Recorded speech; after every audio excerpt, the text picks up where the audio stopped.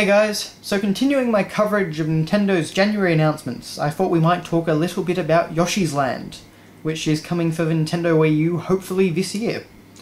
Now, as Iwata pointed out, Yoshi hasn't had a new console game since 1998, and that was Yoshi's Story on the N64.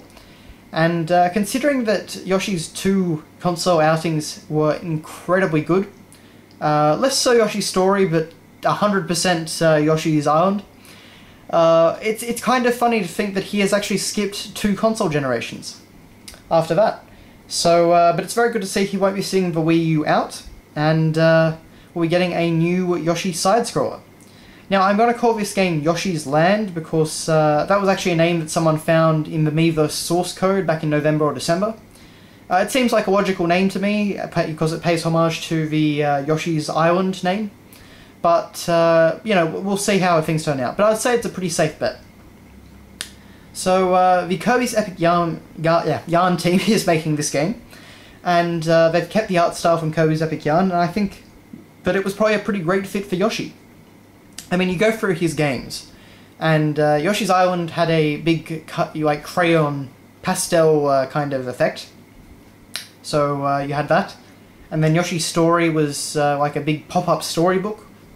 So I think continuing on with those kind of crafty, childlike art styles was probably the best idea you could have. And I think it fits Yoshi even better than it does Kirby.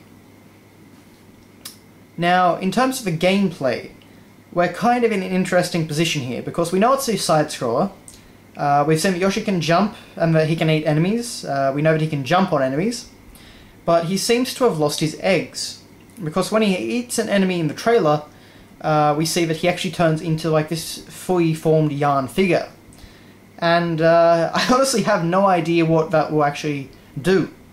I mean, it could be something as simple as like Mario's mushroom, so you can take an extra hit.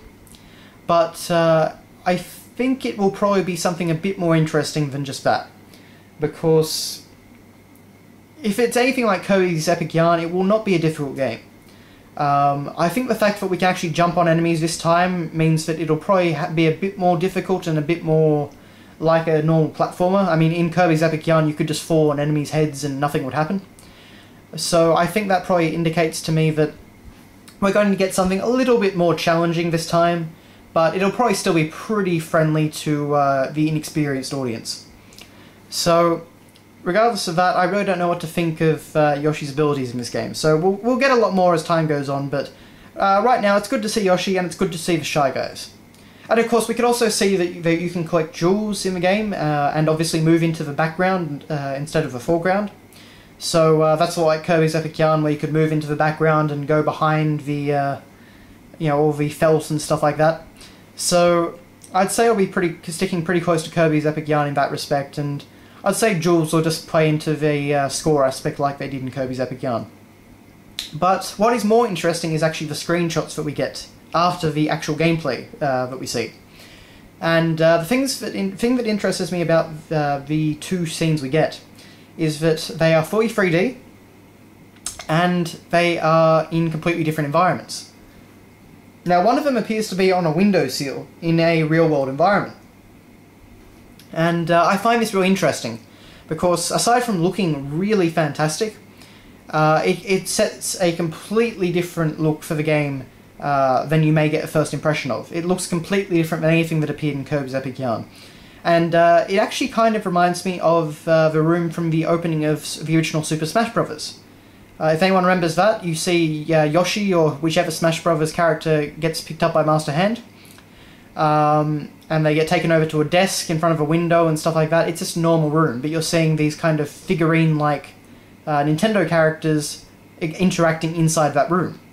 So that's what it made me immediately think of, and I find that really interesting. But aside from that, we also get a screenshot that shows an environment that is much closer to Yoshi's Island. And by that I mean we have some Super Mario World-style hills in the background, and we have some Yoshi's Island-style flowers in the foreground. And we can see that they're all made out of, you know, the kind of fabric and buttons and stuff like that, keeping with the aesthetic style of the game, but it's all fully 3D. And we actually get a really interesting camera angle. And the camera angle on these two shots actually makes me think that, in the same vein as something like Kirby 64, we might be getting a side-scroller that moves on a 2D axis, but actually the world around you, that you interact with, actually moves you on a 3D plane. It's kind of hard to explain, but basically, if you want to, get an idea, look up Kirby 64, look up King Dedede's castle. That is a really great stage for what I'm talking about. But basically, you're constantly moving left and right, but you're also doing things like rotating around the outside of a castle, or like walking across a drawbridge with the camera behind you, and quasi behind you and stuff like that. It basically means to me that we're probably going to get a much more dynamic camera and much more dynamic scenes in this game than we did in Kirby's Epic Yarn.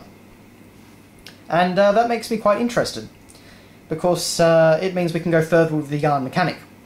Now, one last thing that I want to point out about these screenshots is that we see that when Yoshi's in the 3D environments, he is actually in his full yarn state.